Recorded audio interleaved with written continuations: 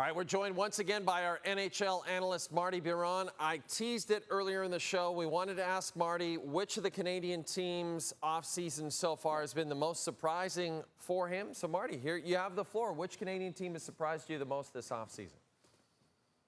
The Vancouver Canucks. Look, I thought, let's go into a rebuild, bringing Adam Foote as a head coach. You're going to lose Besser. You're going to lose Garland. What are you going to do in net? Maybe trade Thatcher Demko?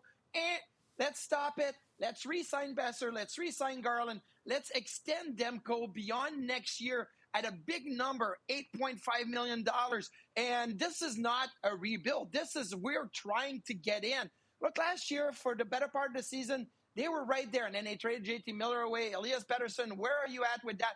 But this is not a throwing in the towel type of situation. I'm very surprised with the way the Canucks played it out this summer. And I'm also surprised on the way the Montreal Canadiens played it out.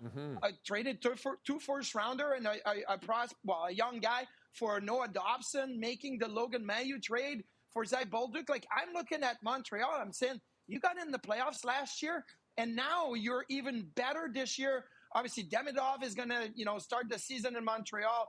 Kirby Dach could be healthy. Laine could be healthier. So there's a lot going on in Montreal. So I say, at both ends of the spectrum, across Canada, Vancouver and Montreal, for me, most surprising of the summer so far. The Edmonton Oilers, very interesting July 1. They lose a number of players. Corey Perry, Victor Arvidsson, Connor Brown. They lost Evander Kane last week. They do sign Andrew Mangiapane. They do sign Curtis Lazar. There's a lot of talk about them trading for Isaac Howard. But in the end, do you think their depth is a concern going into next season, Marty?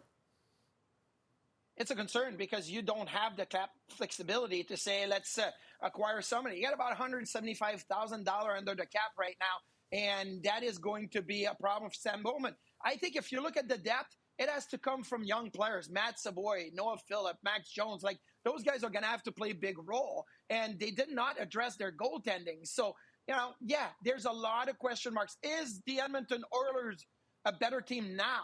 They're not. They're not a better team now than they were when the season ended. They're not a better team now than they were at the start of the season when they didn't even have Evander Kane healthy like they did in the playoffs. So I'm looking at the Oilers and I'm saying this is disappointing. I get that you signed Bouchard and you're probably working on the McDavid extension for the future, but what's that going to look like when your team is actually taking a step backwards as opposed to a step forward?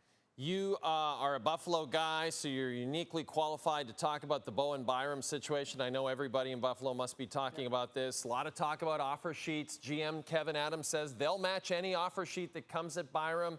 We also know that our buddy Darren Dreger said that the Calgary Flames and Craig Conroy are very interested in Bo Byram. We also know that Rasmus Andersson is probably headed out the door. Do you see Byram as a potential replacement for Andersson long term? I think it would fit. Now, when you look at Bo Byram, obviously he's a Western guy, and that would be something that he may look forward to. And Calgary's 96 points last year. They were closer to the playoffs than the Buffalo Sabres were. And, when you look at Byram in Buffalo, he's not going to play on the first power play because of Dahlin. He could play on the second power play, but that's 0-1 power right now. So, look, I offer sheet, Kevin Adams says we're matching. We're matching. Don't even go there. We're matching. It doesn't matter. And I think they can. So that is not just a threat. They will do it. But if you want to trade somebody out of Calgary, bring in Byram, maybe an insurance policy if you lose Rasmus Andersson at some point, I think I see a really good fit because he's a fantastic hockey player. And the Sabres know that. That's why they're not going to just trade him for nothing. You better put up a really good offer if you're going to be able to acquire Bo Byram. Chris Johnston, another one of our colleagues, said on Free Agent Frenzy that he thinks it'll be late July, August before we see how the Toronto Maple Leafs roster will really shape up for next season. He also shot down the idea of a reunion between Nazem Kadri and the Toronto Maple Leafs. There's been a lot of speculation that could potentially happen. Chris shut that right down. So if Kadri's not an option, where do you think Brad Treliving will be looking to help fix up his forward group a touch? So I'm going to double down on the shutting down the Kadri thing. Why would the Flames do that, and why would Kadri do that? They were tied with St. Louis, 8th and 9th last year, so you don't want to go that direction if you're the Flames. Now, for the Toronto Maple Leafs, look, you have very, very little flexibility in moving forward and adding a top six forward. But how about you think outside of the box, just like Matthew Nyes when he came up, right? And he was first on the scene. You're like, hey, maybe he could play top six. Let's give him a look. Easton Cowan, let's give him a look maybe in the top six and see if his offensive skills and the youth and the fact that he's cheap can fill in a role. And maybe you try that for 10, 15, 20 games at the start of the season. And then if that doesn't work, okay, you can send him back to the minors and regroup. But I think Easton Cowan can be something very interesting for the Toronto Maple Leafs to test out in the top six in September in training camp and see where that goes for game one of the regular season. And then there's the Ottawa Senators, intriguing offseason. They bring back Claude Giroux on a one-year deal. They bring in Lars Eller.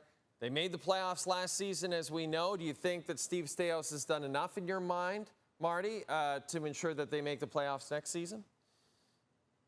I think they can still make the playoffs with the roster as constructed right now. I'd like them to add a top six forward. Why? Because right now, if you look at their roster, you're probably projecting Claude Giroux to play in your top six. And even though Claude Giroux can play there, I don't see it as a long-term, like 82 games kind of situation.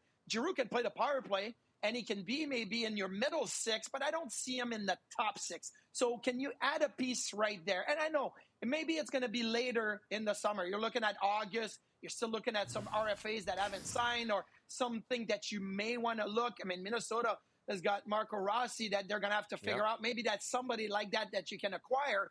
But I would add a top six forward just so that everybody can be pushed down the lineup a little bit. Goaltending and defense, I'm totally fine with, but you need a little bit more to assure yourself maybe you're top three in the Atlantic as opposed to be a wild card team.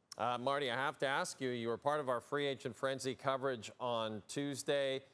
Did you get Harvey's on your way into the studio? I did not get Harvey's, not only not on the way into the studio, it was only the main panel that got it during the free agent frenzy. What? So I was with Gino in the back. And on the way back, well, no traffic on July 1. So I got home in time for dinner. So I didn't, grab anything on the way. But I live 25 minutes from the nearest Harvey's from Buffalo across the border. So I can go anytime. I will go.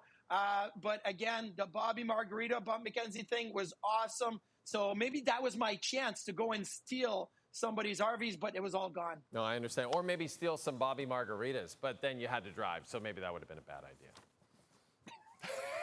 You don't want to steal Bobby's Margaritas either way, so that's no good. Yeah, that's true, especially on his retirement day. Martin Biron, always a pleasure. Thanks, buddy. Yeah.